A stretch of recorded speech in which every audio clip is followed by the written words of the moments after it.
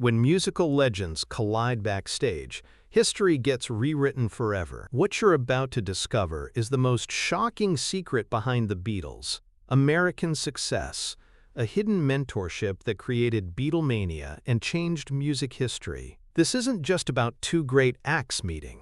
This is about how 3 hours of secret knowledge transformed 4 nervous British boys into global superstars. Subscribe now for more incredible stories where music legends shared secrets that changed everything. These hidden mentorships and backstage revelations will transform how you hear your favorite songs forever. What happens when the world's biggest band discovers they need help from America's greatest entertainer to conquer the country that made them legends? On February 9, 1964, hours before their legendary Ed Sullivan Show debut, the Beatles were terrified of failing in America. The secret technique that Sammy Davis Jr. taught them that day became the foundation of their entire career, and John Lennon's private letter, hidden for 55 years, finally reveals the truth. This is the explosive story of how Sammy Davis Jr. created Beatlemania. February 9, 1964. The Ed Sullivan Theater in New York City was buzzing with an electricity that seemed to charge the very air around the historic venue. In just hours, 4 young men from Liverpool would step onto the stage for what would become the most important performance in rock and roll history. But in the cramped dressing rooms beneath the theater, the Beatles were experiencing something their fans never knew about: pure, paralyzing terror. They were absolutely frightened out of their minds, recalled Ed Sullivan Show producer Bob Precht years later. These boys who had conquered Britain were shaking like leaves at the thought of performing for American television audiences. The Beatles had arrived in America just 2 days earlier to scenes of unprecedented fan hysteria. Their music was already climbing the charts, but television was different. More intimate, more demanding, and capable of either launching careers into the stratosphere or destroying them in real time. American television audiences were notoriously tough, explained entertainment historian Gerald Nachman. They could sense authenticity, and they could destroy performers who seemed fake or nervous. The Beatles knew this was their one shot to prove they belonged in America. At 21, 23, 20, and 24 years old respectively, John Lennon, Paul McCartney, George Harrison, and Ringo Starr had achieved unprecedented success in Britain, but America represented the ultimate test, the market that could make them global superstars or reduce them to a footnote in music history. Making their anxiety worse was the knowledge that they would be sharing the Ed Sullivan Show stage with one of America's most accomplished entertainers, Sammy Davis Jr., whose mastery of American audiences was legendary, and whose presence seemed to highlight their own inexperience with American performance dynamics. Sammy was scheduled to perform on the same show, recalled Beatles manager Brian Epstein in private notes that weren't made public until 1994. The boys were intimidated by the idea of appearing with someone who represented the pinnacle of American entertainment sophistication. At 2 p.m., just 6 hours before showtime, Paul McCartney made a decision that would change music history forever. Paul knocked on Sammy's dressing room door, remembered Sammy's longtime assistant Murphy Bennett in interviews conducted during the 1980s. He was visibly nervous, almost stammering, asking if Sammy could spare a few minutes to talk with the band about performing for American audiences. What happened in Sammy's dressing room over the next 3 hours was a masterclass in entertainment psychology that transformed 4 talented but terrified musicians into performers capable of commanding American audiences with confidence and authenticity. Sammy invited all 4 Beatles into his dressing room, Bennett recalled. He ordered sandwiches, coffee, and told his staff not to disturb them for any reason. He understood immediately that these boys needed more than encouragement, they needed education.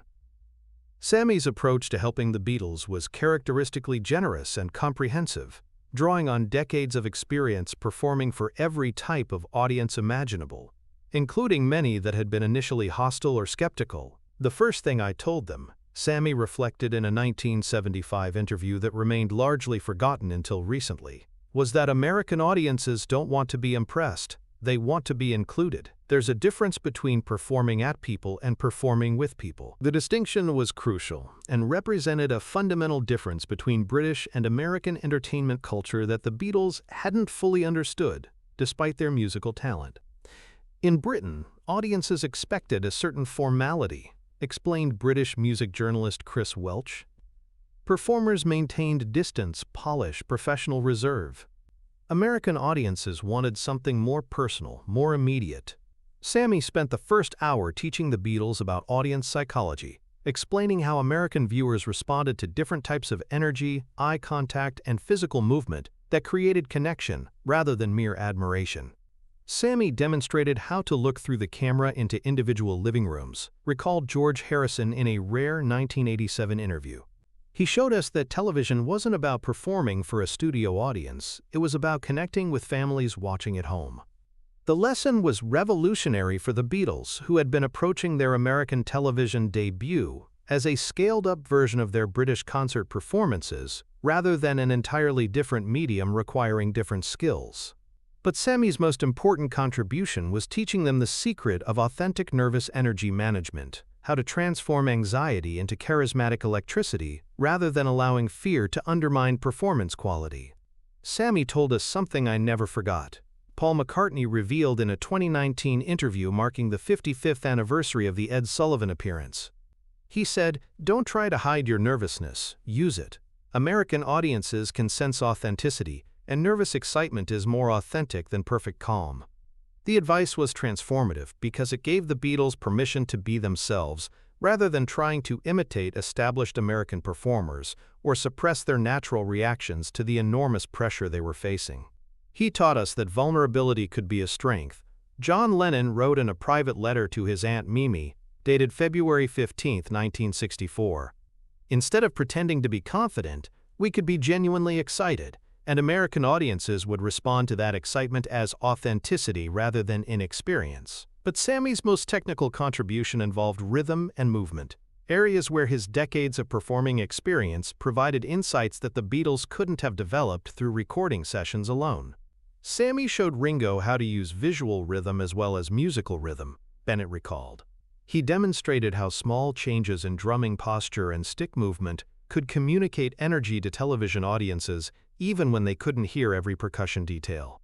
For George Harrison, Sammy's lesson focused on guitar technique that would translate effectively to television performance, where visual elements were as important as musical precision.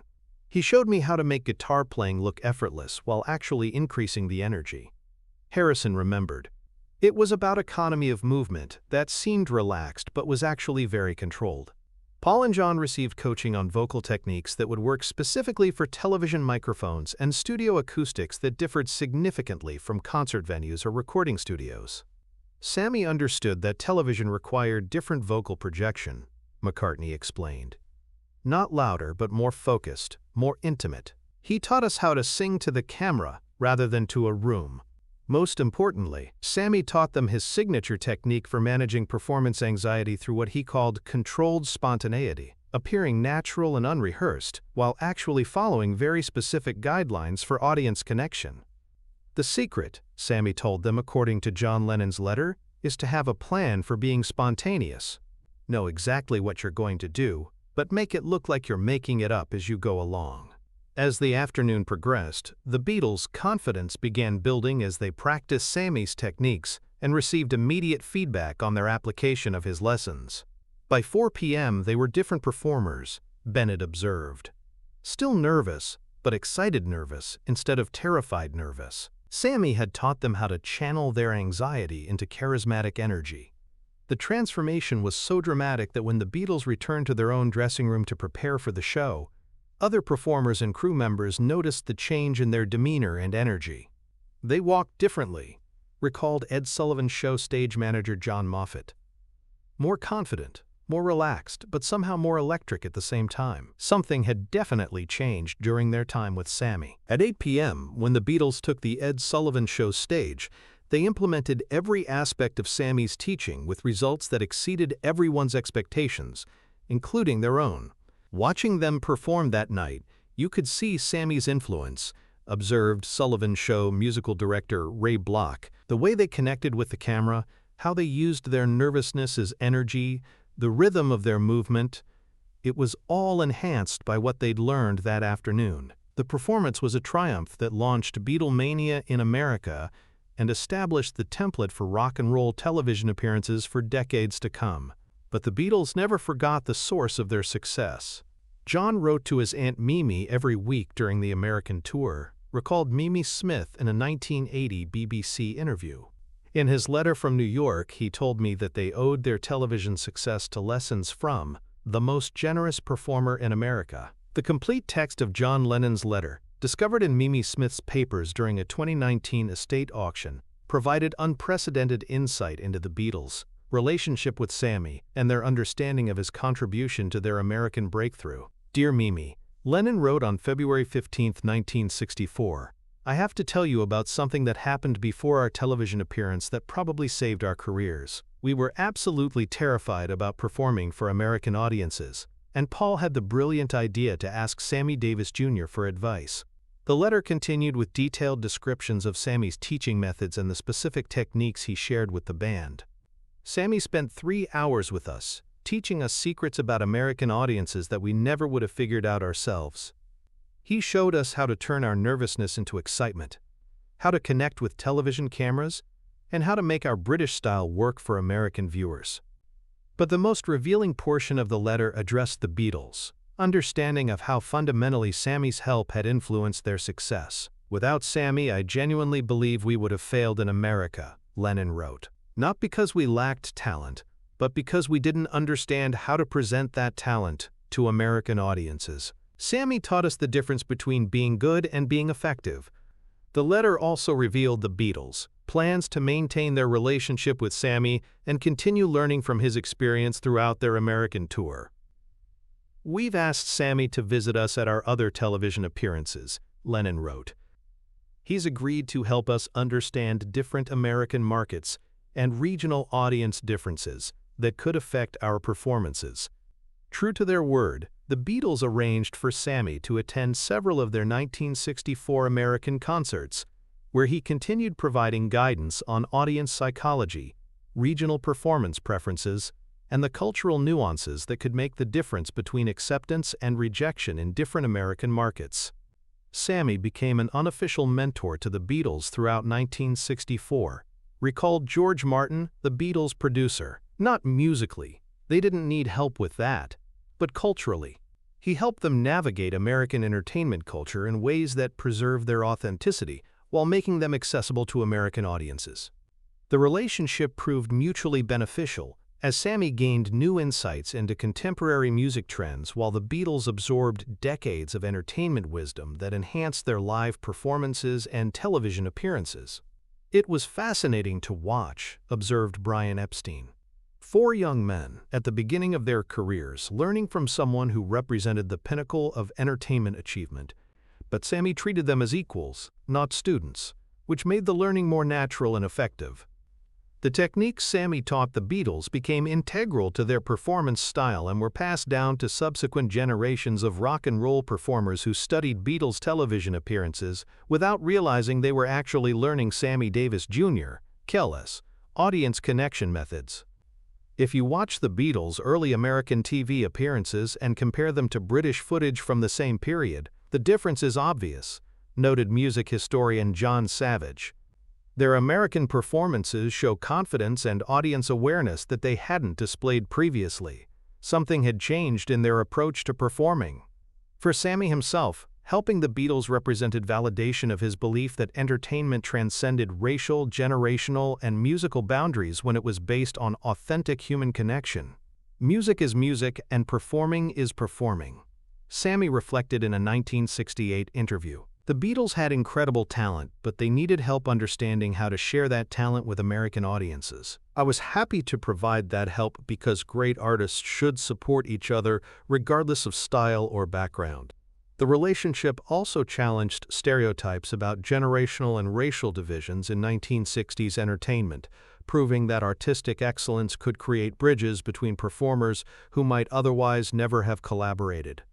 Seeing Sammy mentor the Beatles was inspiring, recalled civil rights leader Ralph Bunche, who attended one of their joint appearances.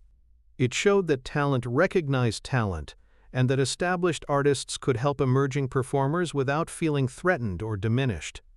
The discovery of John Lennon's letter in 2019 renewed interest in the relationship between Sammy and the Beatles, and provided new understanding of the collaborative nature of 1960s entertainment innovation.